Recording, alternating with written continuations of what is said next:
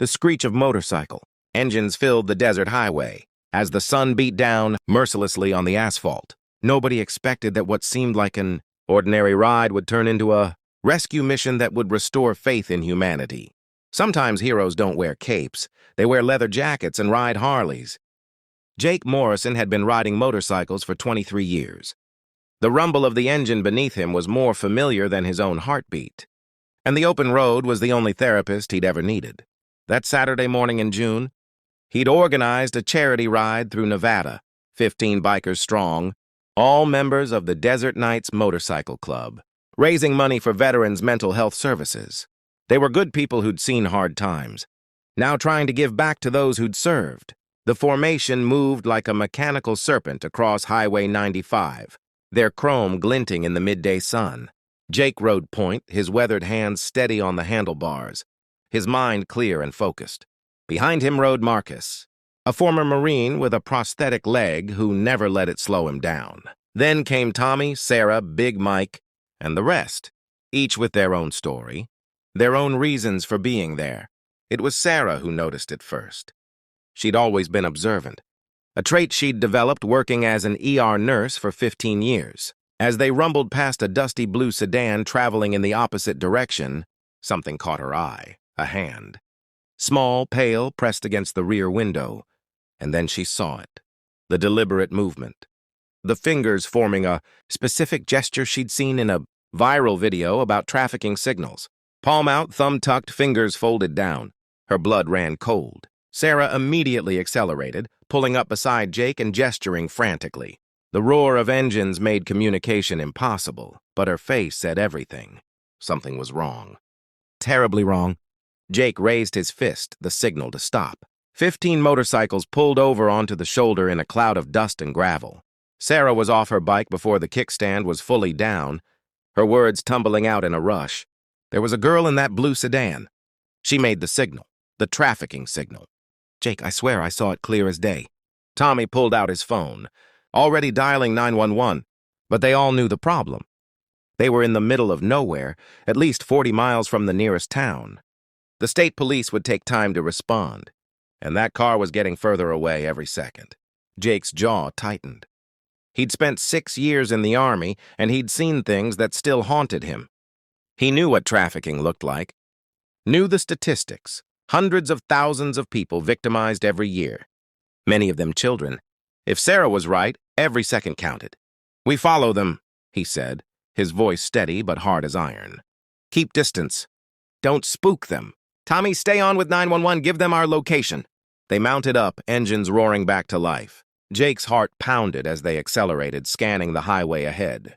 There, maybe 2 miles up, the blue sedan was just visible, moving at a steady speed. Not too fast, not too slow, trying to blend in. Marcus pulled up beside Jake, giving him a questioning look. Jake nodded toward the sedan. They didn't need words. They'd ridden together long enough to communicate in glances and gestures. Marcus fell back, organizing the group. They couldn't all tail the car, that would be too obvious. 5 bikes, including Jake's, would follow. The rest would hang back, ready to respond if needed. Inside the sedan, 14-year-old Emma Chen had never been more terrified or more hopeful in her life. She'd been missing for 3 days, taken from a shopping mall, parking lot in Arizona, by a man who'd seemed friendly at first, offering to help her find her mom's car.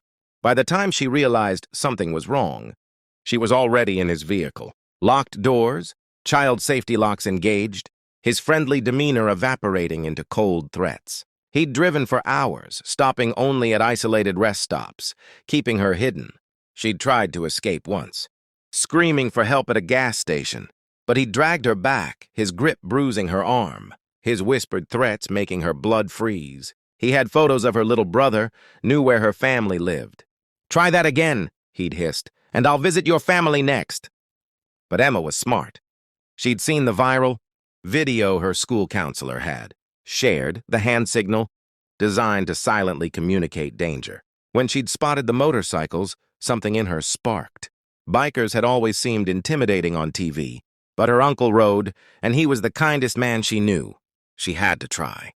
She'd pressed her hand to the window, made the signal, and prayed someone would see. Now she could see them in the side mirror. The motorcycles were back, keeping pace. Her captor hadn't noticed yet, his eyes on the road, his knuckles white on the steering wheel. He was nervous, she realized. Jumpy. That made him more dangerous. Jake's phone rang. Tommy's voice crackled through his helmet speaker. State police are 15 minutes out. They want us to maintain visual but not engage. Jake, they're serious. Do not engage. Jake understood the legal liability, the danger of confronting someone who might be armed. But he also understood that 15 minutes was an eternity. Anything could happen. The driver might turn off onto some dirt road where they'd lose him. Might hurt the girl if he realized he was being followed. The decision crystallized in his mind. They couldn't force a stop. That would be reckless, potentially deadly. But they could make their presence known. Make the driver nervous enough to pull over, to make a mistake. Jake accelerated, pulling alongside the sedan. He couldn't see much through the tinted rear windows. But he could see the driver now, a thin man in his 40s. Sunglasses hiding his eyes, jaw tight. Jake made eye contact, pointed firmly toward the shoulder, the universal signal to pull over. The driver's face went pale, then red with rage. He jerked the wheel, trying to swerve into Jake's bike. Jake anticipated it, years of riding experience keeping him steady as he dropped back. The sedan accelerated. "He's running," Sarah's voice crackled through the comms. "Jake, he's running!" The motorcycle surged forward. Big Mike, who'd driven trucks before becoming a biker, pulled ahead on the left. Marcus took the right. They boxed the sedan in, matching its speed, 70, 80, 85 miles per hour. The driver couldn't pass, couldn't escape the wall of steel surrounding him. Inside the car, Emma's heart soared even as terror gripped her. They'd seen her. They'd come back. These strangers on motorcycles were risking everything for her. Her captor was screaming now, one hand on the wheel, the other reaching for something under his seat. Emma didn't hesitate. She lunged forward, grabbing his arm with all her strength, her fingernails digging into his skin. The car swerved violently. Jake saw it happen. Saw the sedan fishtail, saw the driver struggling with something in the front seat. His decision was instant. He accelerated hard, pulling in front of the sedan, then hit his brakes. Not hard enough to cause a collision, but enough to force the driver's hand. The sedan's brakes screamed. The vehicle slewed sideways, tires smoking, and came to a stop perpendicular across both lanes. Before the dust had settled, 15 bikers had surrounded the car, phones out, documenting everything. Big Mike and Marcus positioned their bikes behind the sedan, blocking any escape. Jake was off his bike, approaching carefully, hands visible. Through the windshield, he could see the girl in the back, tears streaming down her face, and the driver slumped forward, defeated. In the distance, sirens wailed. Sarah reached the rear door first. Trying the handle, locked. She made eye contact with Emma, mouthed, "You're safe now." Emma nodded, sobbing. Her hand pressed against the window, not signaling anymore, but reaching out, connecting. The state police arrived in a screeching of tires and flashing lights. Officers secured the driver, who didn't resist. His brief moment of power over a frightened girl evaporated. In the face of 15 witnesses and overwhelming evidence, when they finally opened the back door, Emma stumbled out into Sarah's arms, shaking uncontrollably. "I saw your signal," Sarah whispered, holding her tight. "I saw you, sweetheart. You were so brave. I thought nobody would notice," Emma sobbed. "I thought nobody cared." Jake knelt beside them, his weathered face gentle. "We noticed, and we care. That's what people do. We look out for each other."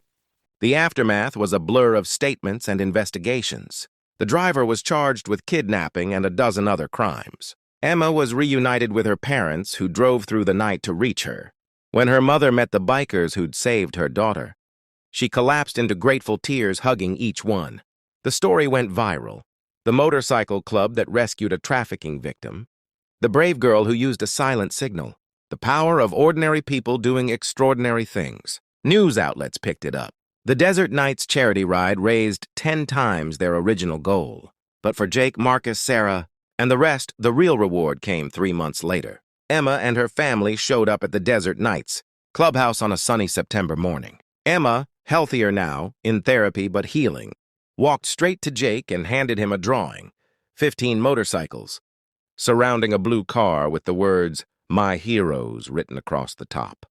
"I'm going to be a biker when I grow up," Emma announced. so I can help people too. Jake smiled, his eyes misty. You already did help people, Emma. You helped yourself by being smart and brave. You helped us remember why we ride, not just for the freedom, but for the chance to make a difference. As the bikers gathered around Emma and her family, sharing coffee and stories, Sarah looked at Jake and smiled. They'd been riding for charity, for camaraderie, for the open road. They'd never expected to save a life. But that was the thing about kindness and awareness. You never knew when a moment of attention, a willingness to act, could change everything. Sometimes heroes do wear leather jackets and ride Harleys, and sometimes a simple hand signal, seen by the right people at the right time, is all it takes to restore faith in humanity's essential goodness.